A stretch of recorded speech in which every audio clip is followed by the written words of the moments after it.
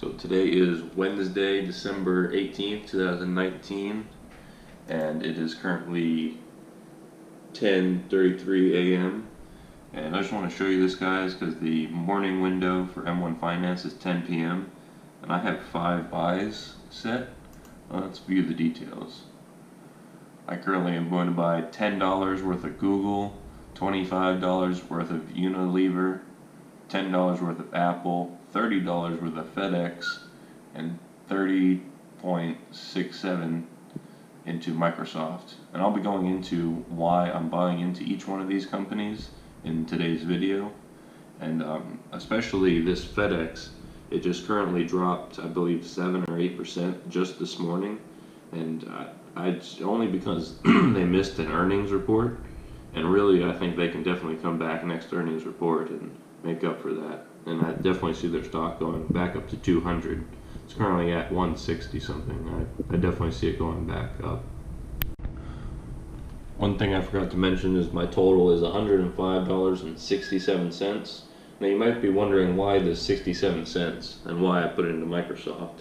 And that 67 cents is actually a dividend that I received from McDonald's. So I received that dividend and is already going back into a new company, and that is going to be producing a dividend itself. So this is a beginning of compound interest and having your dividends buy more shares for you. And I just wanted to explain the 67 cents and why it's so important.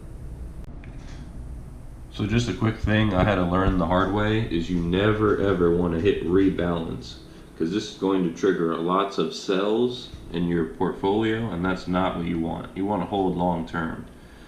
So when you hit rebalance, it's going to balance your portfolio. Now it is going to make your pie nice looking.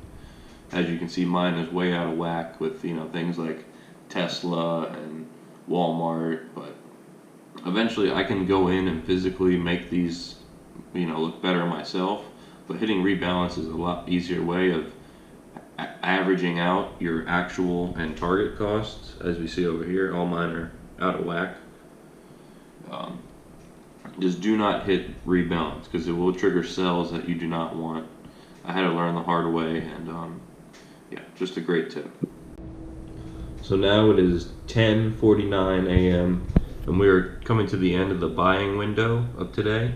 And you can see this glitch where it says that I'm down $91, 24, almost 25%. This is just a glitch that happens every time that you buy. You can see that I have all my cash still. It's just a glitch, and as soon as the time strikes 11, it's going to go and all my new buys are going to show up in my portfolio. What's going on, everyone? It is a couple days later. It is Friday, December 20th, 2019, and today I wanted to show you how to rebalance this without actually hitting rebalance and making it look smoother. But then I'm going to explain why it's not ideal to really do that. It makes it look more appealing, but really it doesn't make much difference. So what I would do is I would look at your actual and target allocations, and what we're going to be trying to do is make them match up as much as possible. So I've already done this, but I'll show you one example. Now if you look at my pie, you can definitely see that there is over allocated to Walmart. But see, I like Walmart and I want to put in more money to it.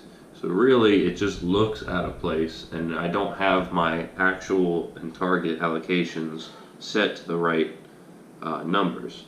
And it's very difficult to do this in the beginning because there's going to be bargains and deals on certain stocks that you like, and it's just kind of hard to keep it at an exact percentage per se. Now I really say that in the beginning it's not important to keep your circle looking perfectly straight on line. Having 1 or 2 companies poking out, or some companies that are behind the dashed line, is not that big of a problem, I see. So these are just a look at some of my top gains that I've received on some of these companies. As you can see, Tesla, Johnson & Johnson, British American Tobacco, Facebook, and others. I like M1 Finance because you can organize it by which companies are doing well, and then I can scroll down here to which companies that aren't doing the best. Now, these are companies that I just purchased most of the part, and you can't really judge a company on how they're doing in a week's time or a month's time. These are all companies I purchased within the last week or months. So I really can't be judging them on their short term, but I do believe in the long term that they're going to go up. Now, when it comes to which companies I would invest in, I would not put more money into my top gainers because they are already at a higher price than I originally thought that they were. I would want to allocate more money to the bottom gainers like Disney and Unilever and Toyota because they've actually gone below the price that I believed that they should be, their actual price, or I shouldn't say the actual price, their intrinsic value that I believe that they're at is the correct term. So I would put more money into Disney, more money into Unilever in my scenario, not you guys. You should do your own research before you invest any money. But in my case, I would put more money into the bottom companies. Now, I wouldn't just, if they're doing horribly, I wouldn't invest more money into them. I would definitely do research into the company and make sure they're stable. But for these companies, I have no doubt that they're going to go up in the future. So we spent most of the time in the invest part of M1 Finance. There's also the spend, and they offer a debit card, and they give you 1.5% interest on your cash, and also 1% cash back on your purchases. I might get into that into another video, but I'm pretty sure they charge a monthly or yearly fee, so I don't know if I'm going to be doing that right away. I have never clicked on this before, so unlock M1 Finance, borrow with an eligible portfolio of over $10,000. Borrow up to 35% of your individual portfolio value on margin. So pretty much this must be similar to Robinhood's margin account, and I don't think this is a viable way you should be investing. You should definitely be using your own money. But if you're a experienced investor and you know what you're doing, and you know you can get more than 3.5% on a year, then maybe you should go for a margin account and borrow the $10,000 and make more than that and pay them back. And you will make money, but it's going to be more difficult than if you just use your own money. Then you're already going to be up 3.5%. Now, the research tab I use it a lot. You can look at different stocks. I don't really look at the news. They filter out different stocks through different sectors. You can look, these are just the top through market cap. I have it organized, and you can see Apple is 1.3 trillion. It just was 1.2. So they just went up. You can see their price history, and you click on them, and I'll go more into detail. PE ratios, just basic things, variables of thinking about investing. They also have funds, and you can look at different bonds, funds, and currencies, equities, currencies. Yeah, these are just trust funds. I don't know too much about them. I will learn more. Then you can get into pies, which these are just some pies that I try to create myself.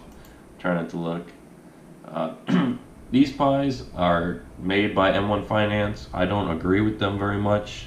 I mean, they are probably stable and they're probably very good.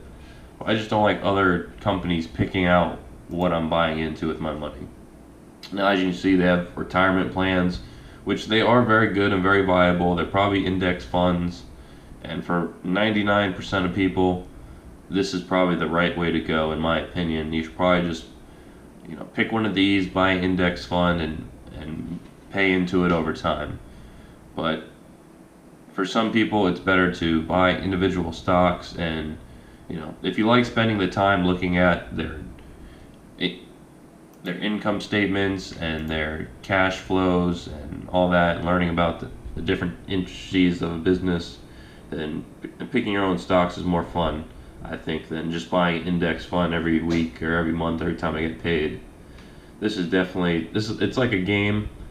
You are gambling, but the more educated of a guess you can make, the better it is, and You learn from your mistakes, as I have, and this is my better portfolio. My Robinhood was definitely my trial, just learning the ins and outs of buying stocks, and I've learned what not to do.